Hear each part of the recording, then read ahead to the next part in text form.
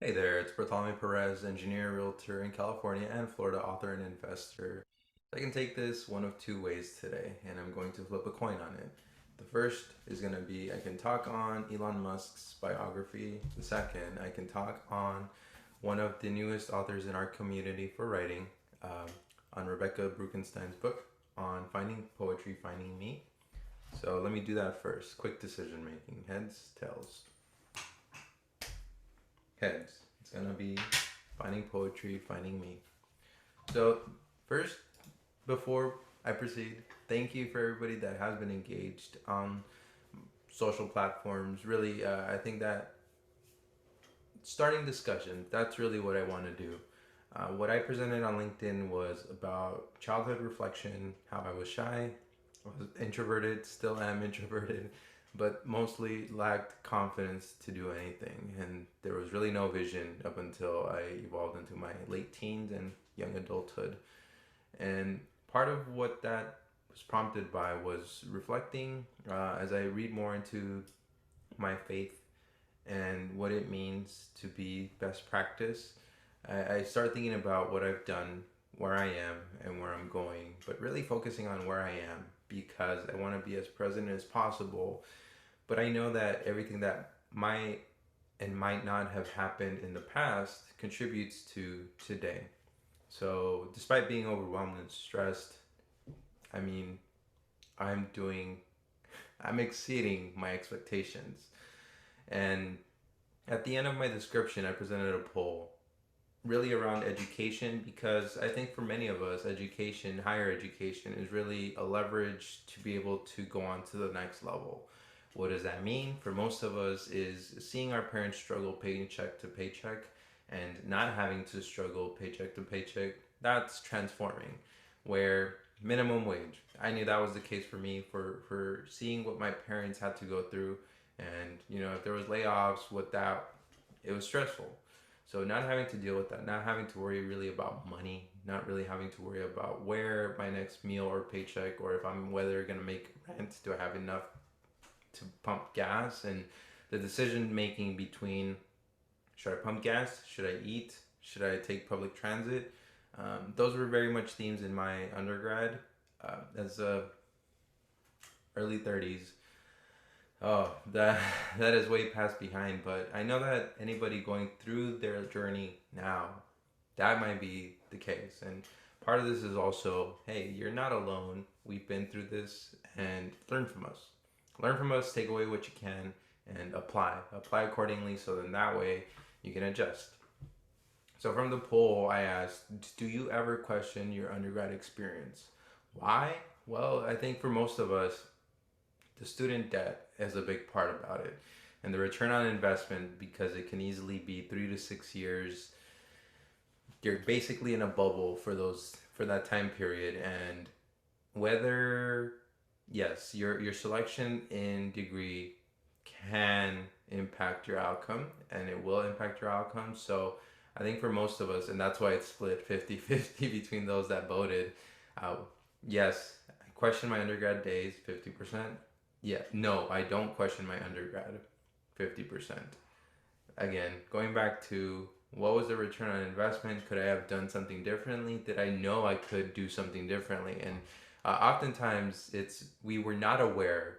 We didn't know. We didn't have a role model. We didn't have a mentor. But because society tells us we have to pursue this route, not always incorrect, but I think just having the ideas being the biggest difference. Some of us were built for entrepreneurship and being influencers. And really, what that would mean is we're creating our own journey, we're documenting, we're sharing, and making sure that anybody that wants to learn can actually do that. So, this sort of thing.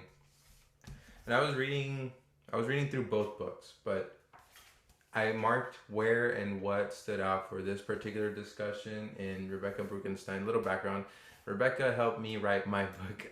I'm up to something. STEM made me. So she was my editor and countless meetings, countless reviews. But she was never harsh on me. She always encouraged me on what I could do better. Really focusing on my strengths and making sure that I was aware of where I fell short. So, Rebecca, thank you and congratulations on your own publishing, because we talked about it while we were going through my journey.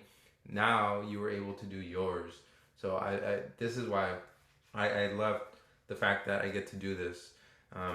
Really, the full premise of the book is exploring the world around relationships and the relationships we have with ourselves and others, as she allows the musicality of poetry to infuse the way she walks in the world, stepping in and out, past, present, and future. So, very much relevant to what I'm speaking. I marked this particular poem. It's called Sometimes. I'm going to read it verbatim. Sometimes we have to allow for flexibility in our plans, our lives. We have to follow our instincts, even if it means our eyes well with tears. Sometimes it means not knowing when we will have the opportunity to see a friend again.